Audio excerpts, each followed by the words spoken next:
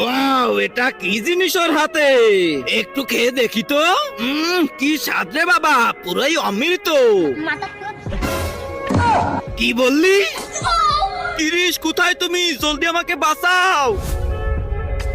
শালার দানব, মানুষদের ক্ষতি করিস। তোকে তো আজকে। কিরিশ কিরিশ, তুমি তো অনেক সুন্দর উঠতে পারো, আমাকেও একটু উঠতে শিখাও না। উঠতে শিখবা? হ্যাঁ। আচ্ছা, এই নাও, আর উড়ার চেষ্টা করো। আচ্ছা কিরিশ, এখনই করতেছি।